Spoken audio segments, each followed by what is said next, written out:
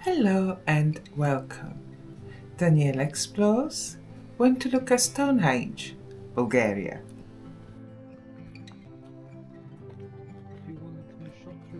Rayuvtsi is a village in northern Bulgaria, not far from the town of Elena, in the Veliko Tarnovo region.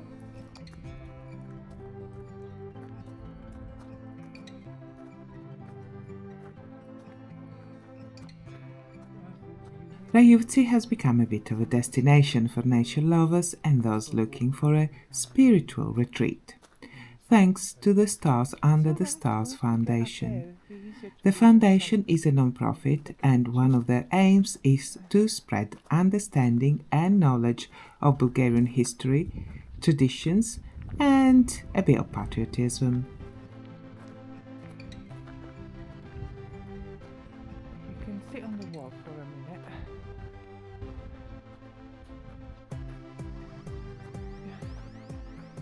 Or rush back to the carriage in my shoes.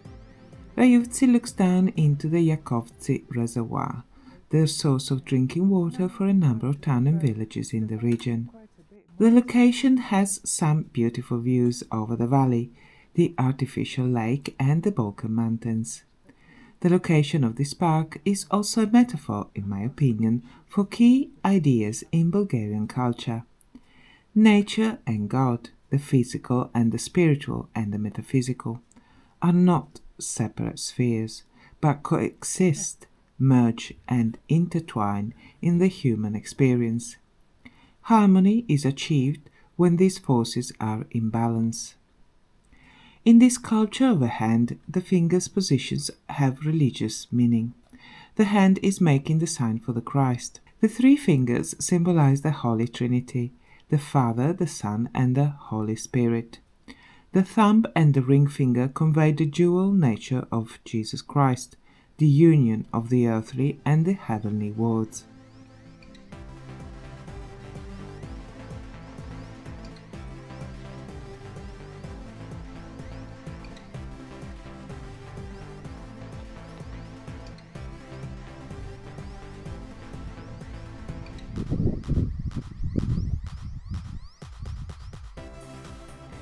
The duality of the nature of the Christ is also part of the human condition, and the statue of Valchan Voyvoda hints at the human struggle to reconcile piety with sometimes violent action.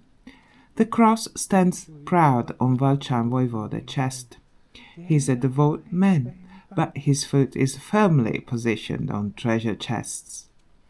Valchan Voyvoda was a bandit, but also a defender of the people, a high duke, and I will tell you a bit more about him in a bit.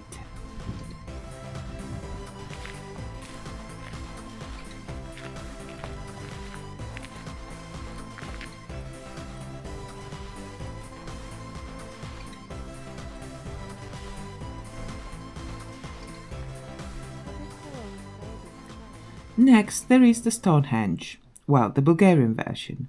It is called Rayuvskite камъни. On each stone, symbols, thoughts, poems, and faces are chiseled. It stands as an invitation to leave the mundane and focus on one's spirituality.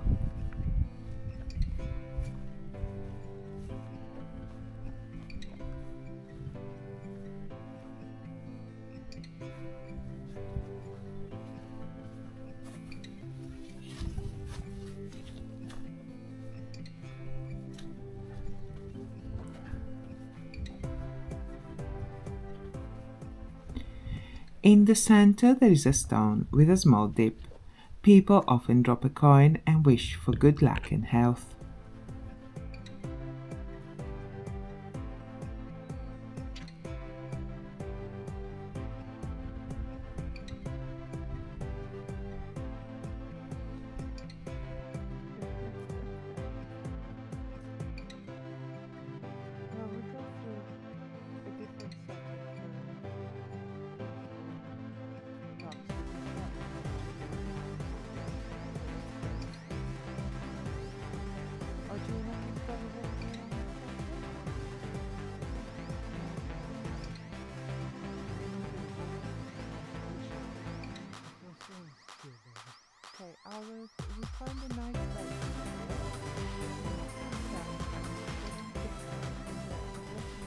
On the other side of the Stonehenge, under the shade of an old oak tree, is the Chapel of Saint Petka. Saint Petka is considered the protector of the home and family, and she's often associated with birth and expecting mothers, health and healthcare in general. The Chapel of Saint Petka closes the circle from water, the source of all life, the human journey through worldly concerns and spiritual aspirations, and back to the beginning of life. Da, perfetto. Da.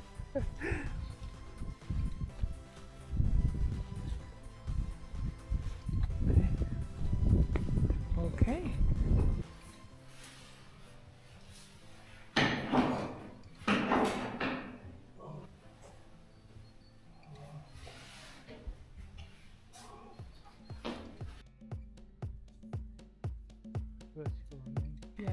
But the time has come to tell you about Valchan Voyvoda. Valchan Voyvoda was a real person. Most sources suggest that he was born between 1770 and 1780. And some historians believed that Valchan Voyvoda lived here for some time. But Valchan Voyvoda's life is a fine tapestry of myth and reality. Valchan may have been born Veliko Bimbelov or Valchan Pandursky. The most common hypothesis is that he was born near Stranja. Stranja is a mountain in southeastern Bulgaria. It is close to the Bulgarian Black Sea coast. As a young man, he was a shepherd, and now the story begins. An Ottoman man kidnaps Valchan's fiancée, Rada. Valchan goes to the Konak, the name of the building used by the Ottoman local government. He demands that Rada is let go, but Valchan is ignored.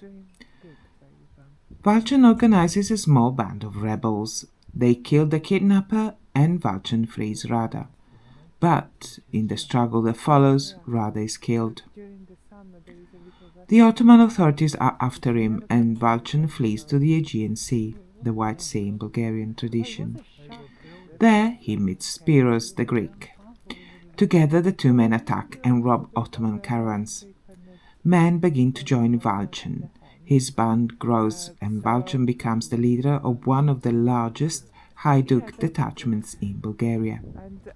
Depending on your point of view, the Hajduk are highway robbers or freedom fighters that rob the caravans carrying the gold the Ottomans have taken from the people, mostly through unfair taxations and abuses of power, and punish those that abuse and mistreat the people of Bulgaria. Some sources suggest that Valchan's success was linked to having a spy inside the Sultan's court. Kara Emin Aga gives information to Valchan about caravans carrying gold out of Tsarigrad, or Constantinople, today's Istanbul. Legend has it that with the collected gold, the voivoda helped the poor Bulgarians by building houses and monasteries. He protected the people from the Kazali, gangs of bandits, known for their cruelty. There is a story that a band of Kazali robbed a monastery, set fire to it, and hanged the Pope, the chief priest, from a nearby tree. The story reaches the voivoda's ears. Valchan and his men go after the robbers. He catches them and destroys the evil bandits. And Valchan uses their loot to rebuild the monastery. It is believed that Valchan Voyvoda died in Tusea or Braila sometimes around 1860.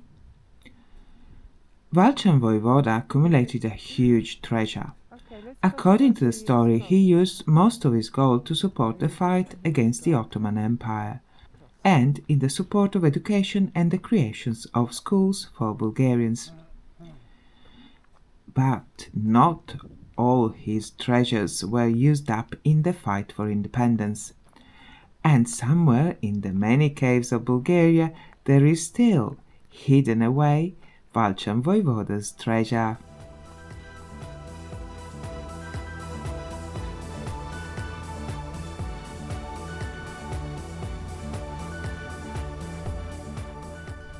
Thank you for watching. Please like and subscribe, that helps me a lot. I publish in English on Tuesdays, Italian on Wednesdays and Bulgarian on Thursdays. Thank you for watching, stay curious, have a lovely day, bye bye!